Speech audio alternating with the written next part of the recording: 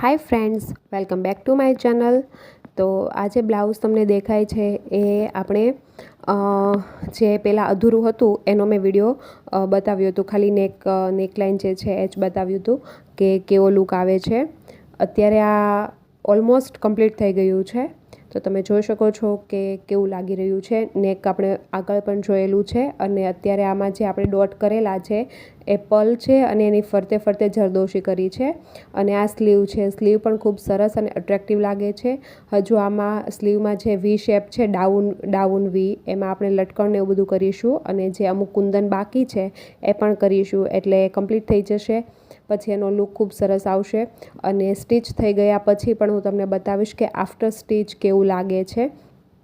Lookwise તો ખૂબ સરસ લાગે છે. ડિઝાઇન પણ એટલી ફાઇન છે અને તમે જોઈ શકો છો કલર બહુ ફાઇન આનો લાગે છે. ખૂબ સરસ એવું લાગે છે. તમે જોઈ શકો છો કે સ્લીવની ડિઝાઇન કેટલી સરસ લાગે છે. મને તો બહુ જ ગમે છે આ સ્લીવ.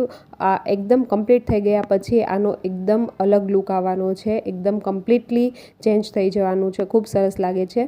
સ્લીવ પણ એટલી અટ્રેક્ટિવ લાગે છે. ખૂબ સિમ્પલ છે, કોઈ એટલું હેવી વર્ક નથી, બટ સારું લાગે છે. સિમ્પલ અને સોબર લાગે છે. ખૂબ સરસ એવું લાગે છે. તમે જોવો છો. અને હવે આ જે બેક પેટર્ન છે, આપણે પાછળની સાઈડ જે બેક ડિઝાઇન છે એ પણ એકદમ સિમ્પલ છે. પતલી એવી સ્ટ્રીપમાં બનાવેલું છે. ખૂબ સરસ એવું લાગે છે. એકદમ સિમ્પલ ડિઝાઇન છે અને ખૂબ ઓછી મહેનતથી બની ગયું છે. ખૂબ સરસ એવું થઈ જાય છે. આરી વર્કનો જે પ્રોસેસનો વિડીયો હતો એ ઉતારવાનું રહી ગયો છે, સોરી.